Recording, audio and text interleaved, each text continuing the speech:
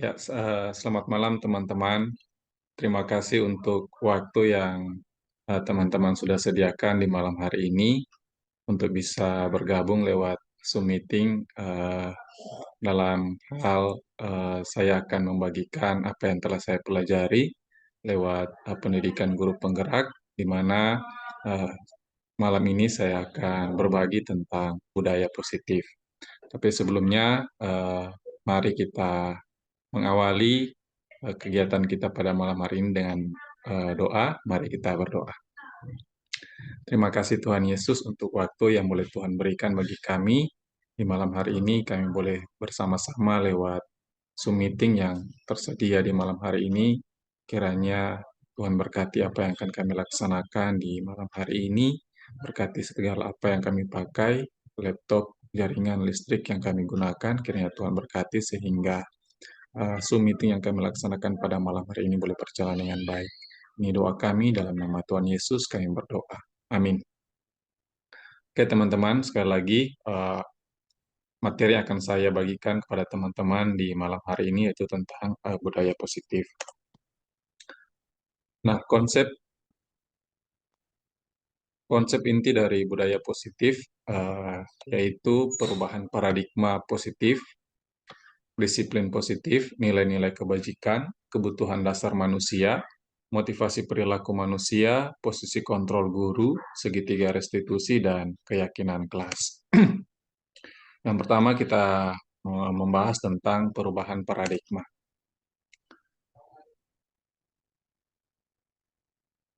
Ki Hajar Dewantara membedakan kata pendidikan dan pengajaran dalam memahami arti dan tujuan pendidikan. Menurut Ki Hajar Dewantara, pengajaran adalah bagian dari pendidikan.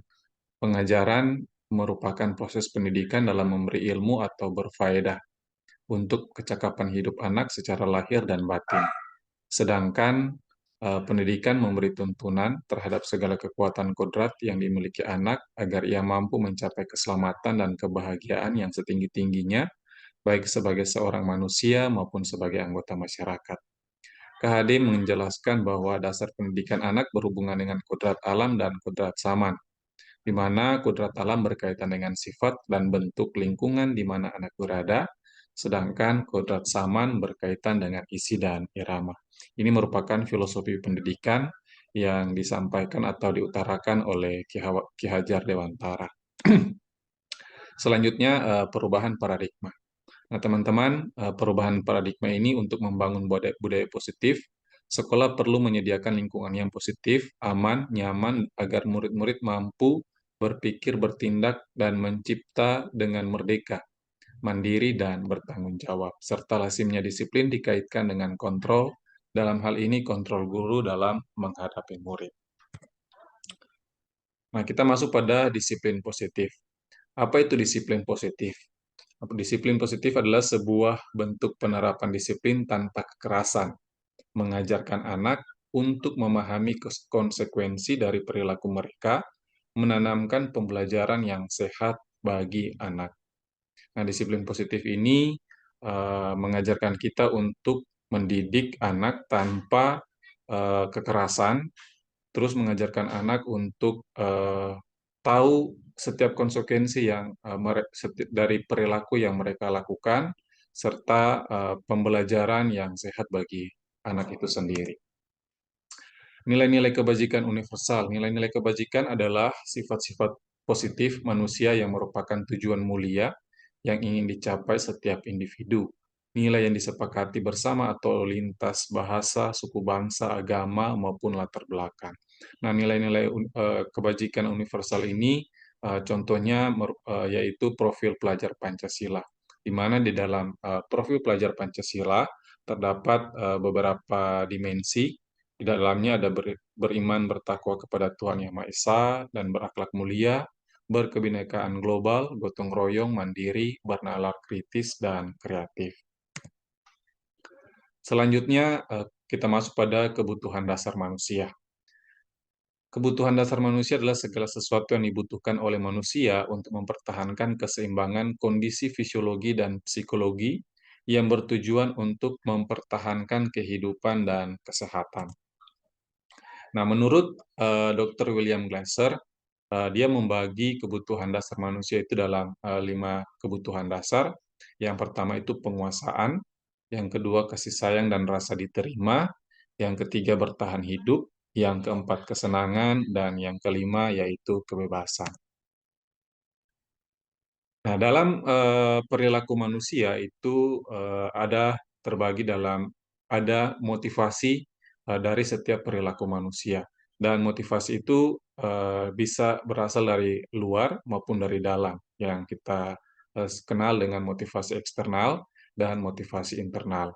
Nah, kalau motivasi eksternal ini untuk menghindari ketidaknyamanan atau hukuman. Jadi perilaku yang anak lakukan atau kita sebagai manusia lakukan itu berasal dari luar itu, tujuannya mereka lakukan karena menghindari ketidaknyamanan atau menghindari hukuman, ya. Contoh, ketika kita mau hadir tepat waktu ya di sekolah.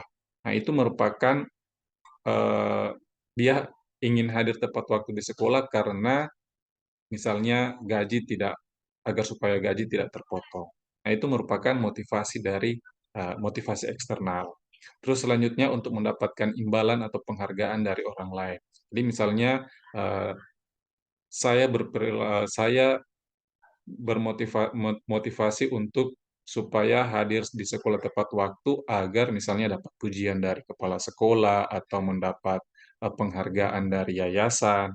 Nah, itu motivasi-motivasi ketika saya berperilaku untuk mendapatkan sesuatu atau mendapatkan imbalan, ya.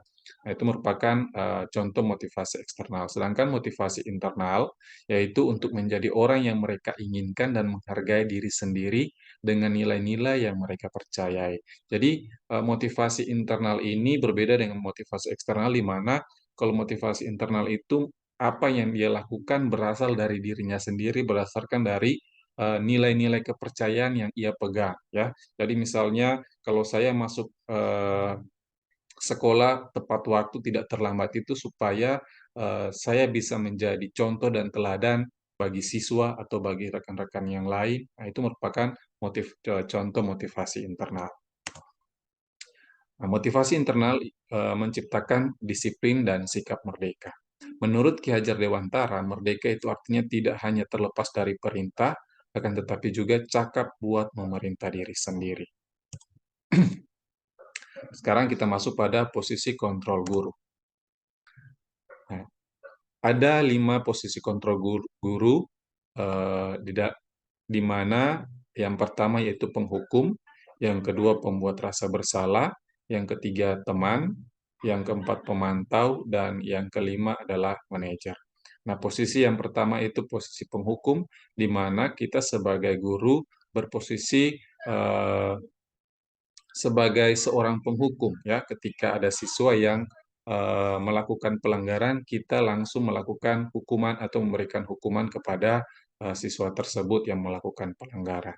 Sedangkan pembuat rasa bersalah, ketika ada siswa yang melakukan pelanggaran, kita melakukan tindakan sehingga membuat siswa tersebut merasa bersalah atas apa yang mereka lakukan. Selanjutnya, posisi sebagai teman dalam artian ketika siswa itu berbuat kesalahan, kita memposisikan diri kita sebagai seorang teman bagi mereka. Sedangkan kalau pemantau, kita selalu memantau setiap tindakan ataupun kesalahan yang mereka lakukan supaya eh, mereka bisa sadar bahwa setiap kesalahan yang mereka lakukan selalu dipantau oleh guru.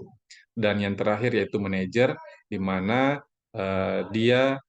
posisi kita sebagai seorang guru ini membuat anak itu eh, meyakini bahwa apa yang ia lakukan, dia sadar bahwa apa yang dia lakukan itu merupakan sebuah kesalahan dan mencari jalan solusinya serta tidak melakukannya kembali. Nah, contoh penerapan 5 posisi kontrol. Nah, contoh kasus murid tidak memakai atribut lengkap saat upacara bendera. Nah, ini contoh misalnya sebagai penghukum ketika dia melakukan sebuah pelanggaran, dia memberikan hukuman berdiri di barisan yang lain. Terus kalau misalnya pembuat rasa bersalah, eh, misalnya kita berkata atau menyampaikan kalimat berapa kali ibu atau sir atau ma'am bilang sama kamu, ibu kecewa sama kamu. Terus sebagai teman, kita berkata-kata seperti menggunakan bahasa-bahasa yang dekat dengan siswa tersebut atau bahasa yang mungkin membuat anak itu menganggap kita sebagai teman mereka. Terus sebagai pemantau, kita menggunakan atau memakai kalimat, misalnya kamu sudah melanggar peraturan sekolah, kamu tahu konsekuensinya, nanti saya mengecek apa yang harus kamu lakukan. Sedangkan sebagai manajer, apakah kamu tahu kesalahan kamu, apa kira-kira pendapatmu, bagaimana cara memperbaiki kesalahan kamu. Jadi, sebagai seorang manajer ini, kita menggali apa yang anak ini lakukan, terus mencari tahu kira-kira apa yang pendapat mereka tentang apa yang mereka lakukan, terus bagaimana cara mereka untuk memperbaiki kesalahan mereka.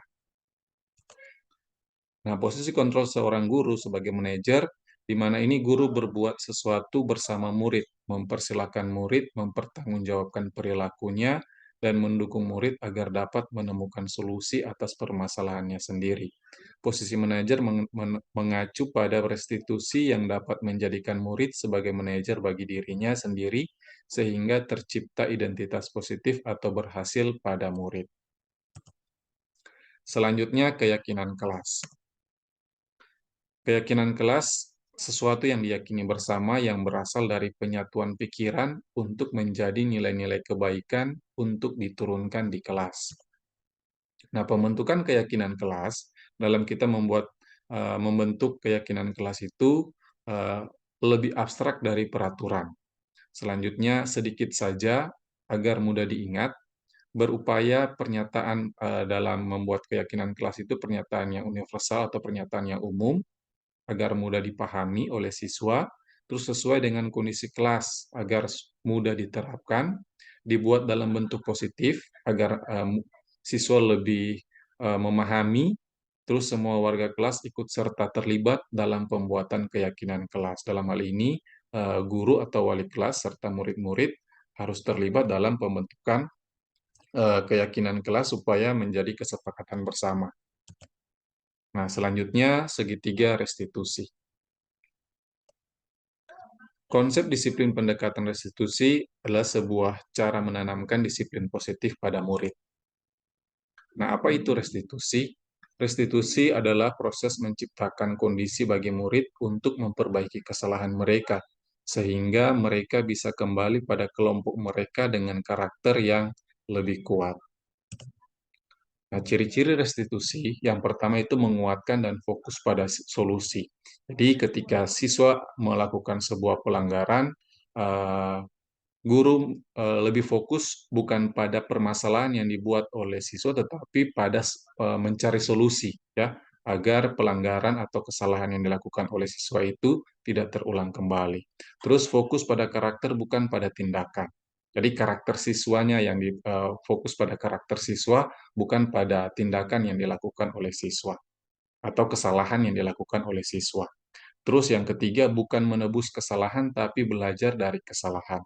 Nah, kalau restitusi ini untuk belajar dari kesalahan, mendidik anak untuk belajar dari kesalahan mereka agar tidak mengulang kembali kesalahan yang sama. Jadi bukan untuk menebus kesalahan mereka, berbeda dengan misalnya hukuman, ya kalau misalnya membuat pelanggaran, mereka harus menebus setiap kesalahan mereka dengan misalnya tindakan yang lain, mencatat eh, satu buku dengan kalimat yang sama atau memberikan cara yang lain, ya. Terus mencari kebutuhan dasar yang mendasari tindakan. Nah, dalam artian mencari alasan apa yang menjadi dasar sehingga anak ini melakukan tindakan atau kesalahan yang ia buat. Terus yang kelima, tawaran bukan paksaan. Jadi menawarkan apa yang akan dia lakukan ke depannya, bukan memaksa anak untuk melakukan apa yang kita inginkan. terus memperbaiki hubungan, ya. Nah, ini restitusi ini untuk memperbaiki hubungan dalam artian hubungan dengan orang yang ia melakukan kesalahan ataupun memperbaiki hubungan dengan dirinya sendiri. Dan yang kelima yaitu menuntun untuk melihat ke dalam diri. Jadi, restitusi ini menuntun anak untuk melihat apa yang menjadi kelebihan pada dirinya sendiri.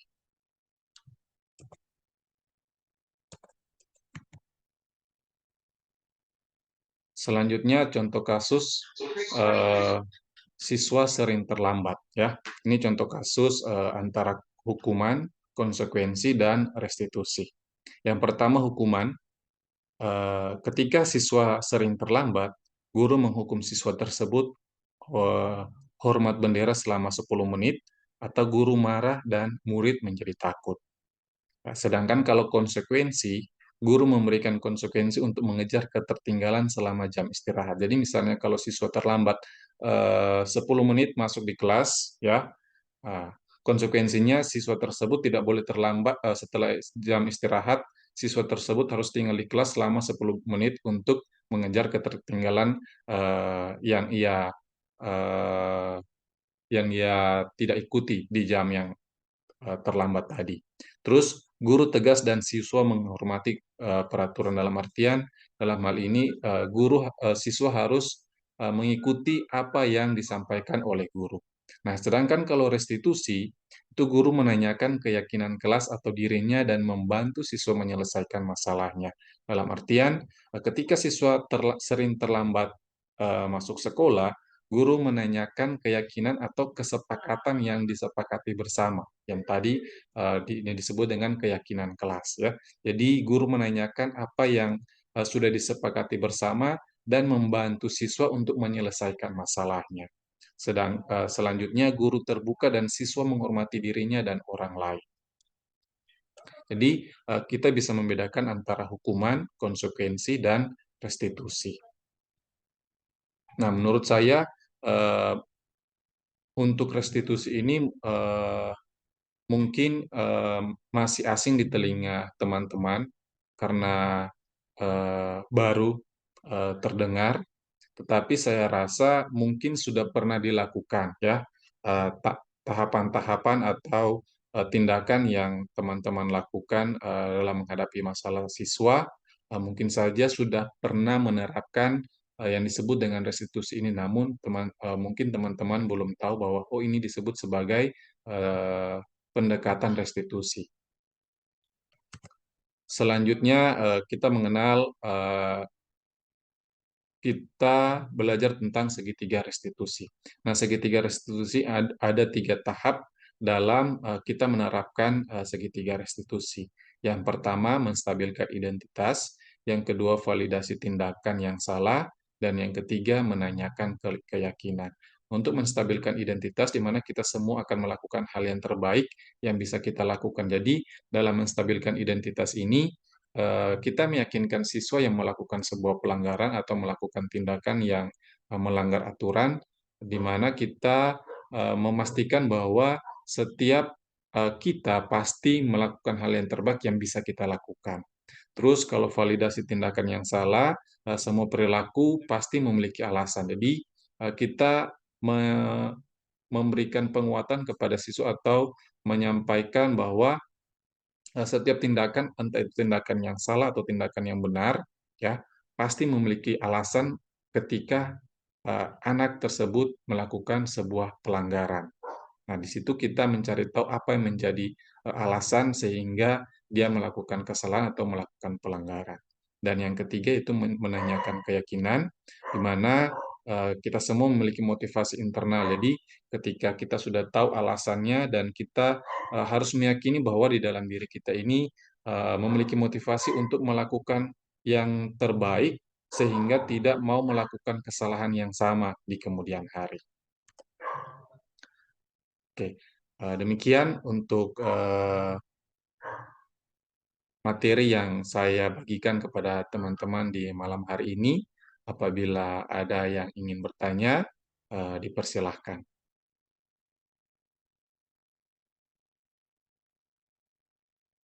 Jika tidak ada, maka presentasi saya lewat materi eh, penerapan budaya positif di malam hari ini telah selesai. Oleh karena itu, saya ucapkan terima kasih kepada teman-teman semua yang sudah berpartisipasi di malam hari ini. Kiranya Tuhan Yesus selalu memberkati kita semua, dan kita akan akhiri dengan doa. Mari kita berdoa. Terima kasih Tuhan untuk penyertaan-Mu di malam hari ini. Engkau telah menuntun kami sehingga kegiatan kami lewat Zoom meeting di malam hari ini boleh berjalan dengan baik. Terima kasih Tuhan. Berkati teman-teman yang sudah boleh bersama-sama di malam hari ini. Kiranya Tuhan berkati kehidupan mereka, baik secara pribadi maupun dengan keluarga mereka masing-masing. Ini doa kami, ini permohonan kami. Kepadamu kami berdoa. Haleluya. Amin. Amin. Amin. Amin.